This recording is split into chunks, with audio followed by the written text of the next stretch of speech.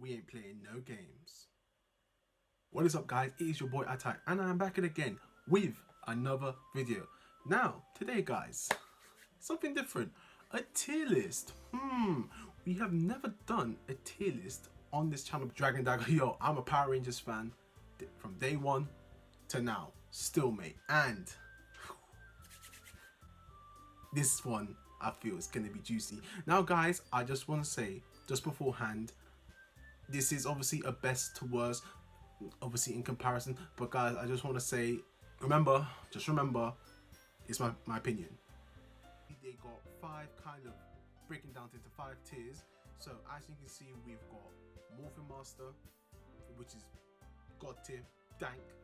Ultra Zord, does okay, does his master, does his thing.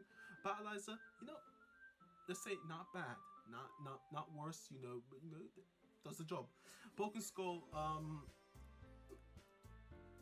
always area for improvement. And Rita's Dumpster, let's just not talk about it. And let's just start cracking on. And we're starting off with Dino Thunder. So yeah, guys, I'm just gonna start this off with let's just put you right there. Dino Thunder was, probably one of my favorite seasons of all time. It brought back Tommy Oliver. I can't complain about that. I feel it was a good season overall. I love the Rangers. I loved, every single aspect about it. It was fun. I can watch Dino Thunder back today and just have fun memories. And you know what? Yeah, it's a good way to start. And you know what? It definitely deserves Morphin Master. So yeah, Dino Thunder at the top. Now, next one is Jungle Fury.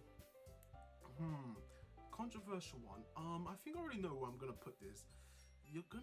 I'll stick you right there in Battleizer. My reasons being, it's just that Jungle Fury was one of those ones that kind of just like, struck out for me. Was never kind of like the amazing series that it was. I don't think it was a terrible season. I don't think it was the most amazing season, but it did have some positive traits to it. For example, I like the kind of martial arts kind of theme infused with Power Rangers, and I love Kung Fu in general. So heck, best of both worlds. I'm a Cobra Kai fan, so heck, they played well to this. They did well with that. So yeah, Jungle Fury, you get Battleizer, but some area for improvements. Let's just say Dino Charge. Ooh, Dino Charge. Okay, I'm just gonna. Okay, you know what? I'm gonna be fair. Dino Charge for me was the peak and the red herring of the Neo Saban era. The Neo Saban era, it had its problems. I think was very, very obvious. But you know what? The Dino Charge, for me, I did not think was an overall bad season in general. It wasn't perfect. There was some, like I said, areas for improvement. But for example, the actors was just, oh my god, I really like the actors in this project. They just felt, it just felt like in the role. Like the Red Ranger played by, I believe it was Brennan Major. I believe that's how you say his name. Just correct me wrong in the comments, but he the Red Ranger, who was Tyler, he was such a very good Ranger, and all the other Rangers as well. And it just it worked well to a very good season. The villains, however, Sledge was, I don't see him as a threat. I really, literally, you're nothing special. I'm sorry but that's why Dino Charge, I think you get Battleizer. I'm sorry, no, I need my glasses. Ultra Sword, Lost Galaxy. Straight away, we are going there. Lost Galaxy, oh my god, it deserves so much praise. Lost Galaxy was the first season after the Zordon era. And you know what, it just kind of, I think Ranger fans at the time may have just not been kind of used to whole, oh my god, where's Zordon, where's Alpha, kind of like, where's this kind of like, and it's kind of like, it was the first season that just showing the kind of Rangers as adults and kind of like giving it more. And I think Lost Galaxy did try to have more of a kind of a more mature theme, but at the same time having the kind of traditional quirky aspect of kind of like what Power Rangers is to that respect. And so yeah, that's what I enjoyed it overall. One of my favorite Red Rangers from that season was Leo. One of the greatest character developments, I think, in Power Ranger history. From a guy that kind of who started out as looking out for himself, always being about himself, and then to the end becomes this great leader and literally sacrifices himself for others and for people that he doesn't even know. So, and for his fellow Rangers. That's a leader, and that's great character development. And also a Ranger that wasn't even meant to be the Red Ranger. If you remember from the start, and then he became it. So yeah, Leo, Lost Galaxy, you're the top. Now, the granddaddy of them all, Mighty Morphin Power Rangers. Come on now. It's just, he's very. I'm gonna have to put in Morphin Master. I have to. Now, many people give Mighty Morphin a lot of stick, really, because majority, I know it wasn't the best. Okay, I'm very aware there was so many ways that they could have improved this, but however, guys, I just want to defend this, that Mighty Morphin at the time was coming out in like 1993, the 90s, and at the time, stuff like, I guess, like superheroes, were kind of like, I don't know, they weren't really kind of known. Yes, you had the Superman movies, yes, you had the Batman movies, and yes, I know the old like Ninja Turtle movie, but this idea of kind of like live action superheroes, they weren't kind of really known. And from what Saban did and Fox, bringing over a typical, a very common Japanese, franchise and kind of westernizing it, I think they did pretty okay, and obviously keeping the kind of traditional, Japanese kind of like, theme of kind of like, having that, they did pretty well, and that's just to kind of mix that with Western tradition, which they did well to it. Yes, there were many episodes, many things, that could have been improved. For example, like, I think there was a lot more character development, especially in that first season. I loved Jason as the Red Ranger, but I wanted to see a bit more from him. Maybe, I don't know, Billy as well, and yeah, I just feel, Zach as well. I feel many people just got really shoved away, especially in the second season when they brought in the new actors like John Young Bush, Aisha, the guy who plays Rocky. I can't remember their names off the top of my head, but like, yeah, it kind of felt they were just forgotten about, and I wanted to see so much more from them. But however, at the time, I think they brought this franchise. It made the franchise what it is today, and I can forever be grateful, and I still love it to this day. So yeah, Mighty Morphin at the top. Now, next, Mystic Force. Okay, I thought about this the other day. I'm gonna put you in Ultrazord. Let me just say this: Mystic Force was such an underrated series from the Disney era. It was. Being that it said, it's one of those seasons that doesn't get talked about, but I feel, it should get talked about a whole lot more. With that being, said, like, oh god, I don't even know what I'm saying, but like, Mystic Force, it had so much positive traits. I think this should go unnoticed. The only negative trait I can really remember of Mystic Force is, unfortunately, the Red Ranger. I think his name was Nick. I didn't like his character progression. I didn't like his development. I didn't think, he was the hothead. You're the Red Ranger. You're supposed to be the leader. But then again, most of your Rangers, like majority of this, like calming you down, is just like, oh my god, calm down. And I didn't understand. It didn't make sense. I like the other Rangers. The other Rangers, they were fine. They helped. And they made the kind of season what it was, and also the aspect of magic, mixing into it, helped tremendously. So what, Mystic Force, I feel you should get talked about a little bit more. So Mystic Force, you got there. Ninja Storm, the start of the Disney era.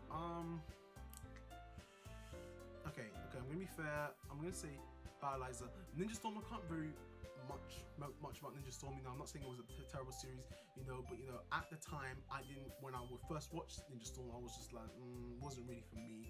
I didn't kind of like, going from Wild Force and watching Time Force and all that kind of stuff, then watching Ninja Storm, thinking, what's this? This is not what kind of. And then I kind of remembered, thinking, Power Rangers has been so long at that point. Remember the 10-year anniversary just happened with Forever Red, and thinking, they got to think of Disney. I think they got to think and cater to another young audience. I was just like, okay, fine. Now looking at it, and at this age, and looking at it from that perspective, it makes a lot more sense. And you know what, Ninja Storm, yeah, they did a good job. So yeah, Ninja Storm, you know what, you may not be my favorite, but you know what, yeah, okay for me. Moving on. Ninja Steel. Ugh. Ugh.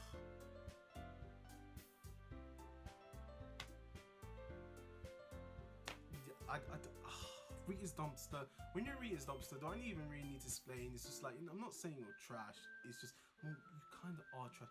But okay, this is a series that had maybe 1 or 2 positives, but I thought it needed so many improvements.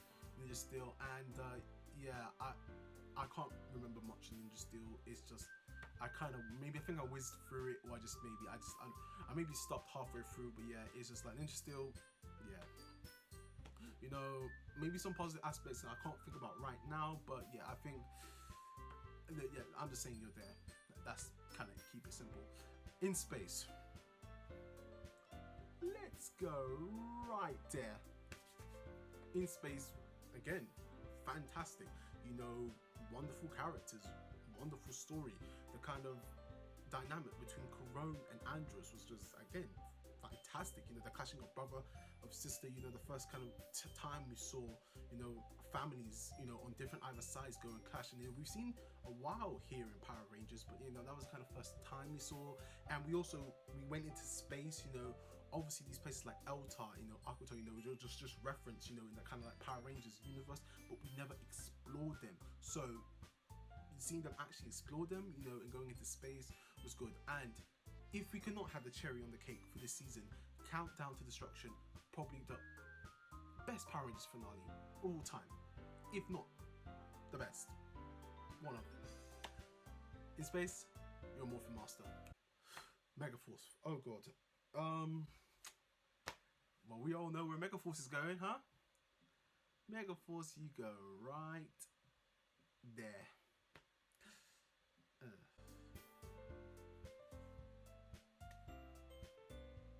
The one thing that just gets me, that just kind of gets to me, is just the legendary battle.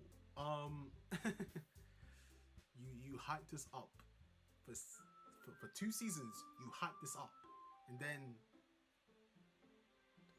that was it. Enough said about Megaforce. Enough said. I think I've said enough. Samurai. It's not looking good for the Neo Saban era yet. Literally, the only kind of okay-ish season of it was Dino Charge. But yeah, Samurai again was just forgettable. There's nothing. I think Samurai was like 10 years ago now. It's like, but I can't remember nothing about Samurai. I don't know about you, but no idea, no clue. So Samurai, yeah, you're in a good place. You stay there. Wild Force, the kind of sorry man, nose itchy. You're so Wild Force, the start of the Disney era, and kind of like the coming end to like the Fox Saban kind of arrangement. But you know what? I'm gonna put you in Ultra Zord.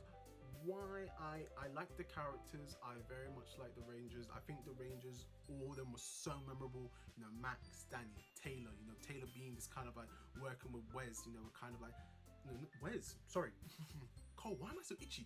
You know, Cole, the Red Ranger, in the series, you know, kind of like a leader, both dynamic, but then at times Cole being the leader of the team, you know, and being the right leader for the team. Alyssa as well, and Merritt, the Luna Wolf Ranger, you know, I love the kind of Zenaku kind of interaction with that. It's just like, that was so brilliantly done. But yeah, you know, I guess, you know, why it's not Morphin Master, I guess, you know, I didn't really like sometimes how they just tried to make it like, you know, oh god, we should protect the world, you know, just kind of like shaming the human beings, just thinking, really, is this necessary? Like, this is Power Rangers. Coming out, it's Power Rangers, and they just like, just chill. Don't make kids feel bad. You know, we're already in sugary stuff. You know, don't make us feel even more bad. So yeah, Wild Force, you're there. Lightspeed Rescue. I think. Safe to say, Ultra Zord, Lightspeed Rescue was, I liked the action scenes, I liked the Megazords, I liked the style, I liked that it was the first ever season to kind of have like, you know, these were adults, you know, they weren't necessarily teachers. Yeah, it kind of did that with Lost Galaxy, but these guys had jobs, you know, they were, you know, and they gave it more of a mature theme. But the only thing that really kind of lets it down is just the character development. It was very bland. You know, the characters, you know, there was nothing really special about them. You know, Carter Grayson I thought was a very good leader. He was a very good Red Ranger, but as a character, eh. The only memorable character I can remember from Lightspeed Rescue is Joel, the Green Ranger. You know, at times he had some funny moments, and you know, but yeah, majority of the characters was just, yeah, that was really it. But overall, I guess I can look back on it fondly, you know, with fond memories, you know, and just enjoy it. But yeah, Lightspeed Rescue, pretty tough. Okay, Operation Overdrive. No, you don't. I don't think you deserve Rita's Dumpster. I don't. I can remember some positive traits. I feel it did. I liked that. I liked the crossover you did once. I think it was Once a Ranger. I liked that. But then again, that's all I can really remember about Operation Overdrive. Yeah, literally not a very special series like Jungle Fury. I feel they tried, you know, obviously one of the Disney eras, you know, just like, I guess, I wouldn't say being lazy, but it just, you know, it never stood out. It never was just like, wow. So here you go. But yeah, Operation Overdrive, yeah, you're okay. Power Rangers RPM. I just did the theme there. You are a morphing master. RPM. I think the golden ticket of the Disney era. RPM, no, listen, this series did not care. Disney were like, okay, the world is ended, let's destroy it. Straight like that, like, wow. Okay, first episode, an apocalyptic world. Like, are you serious? This series did not hold back. It went full force. It was right in your face, and they were just like, and they made it.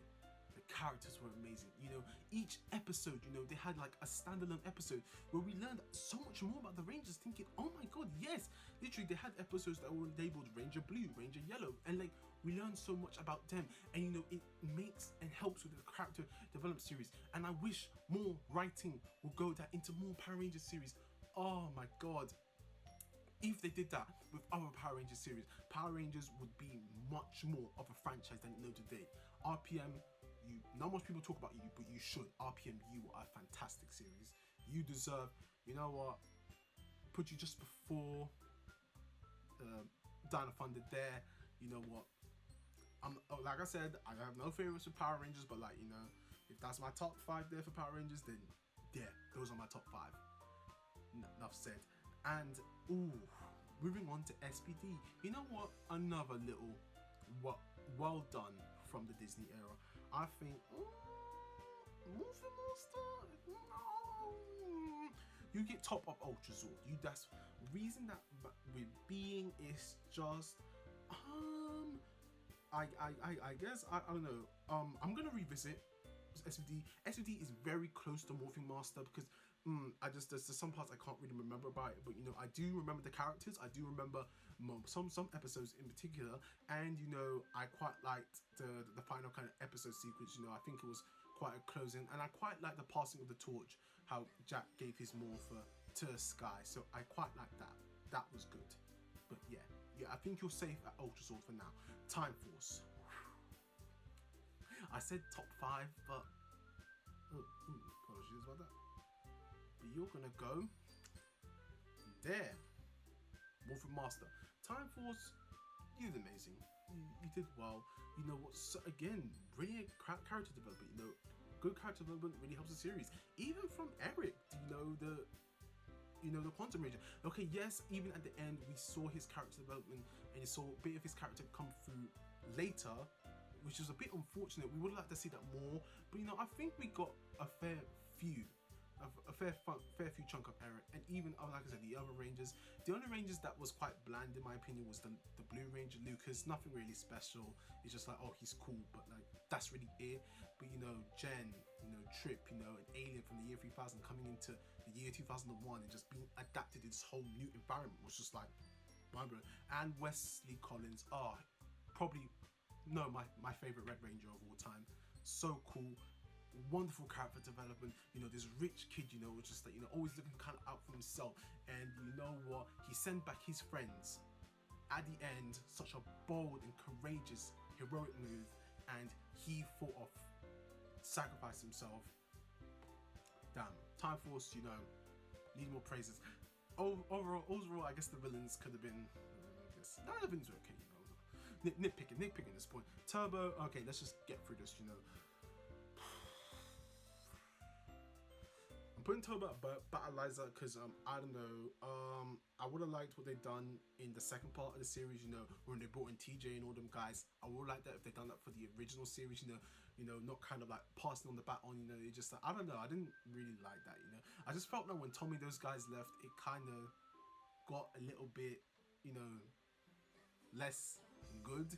I'm not saying TJ wasn't, when all them guys didn't do well as Rangers, they did brilliantly, but it just didn't feel, it just felt like, oh, your guys here, let's not, we kind of miss the others, we kind of prefer the others. So just like, if we had them from the start and we had them throughout, maybe even in the movie, it would have been a whole lot more different story.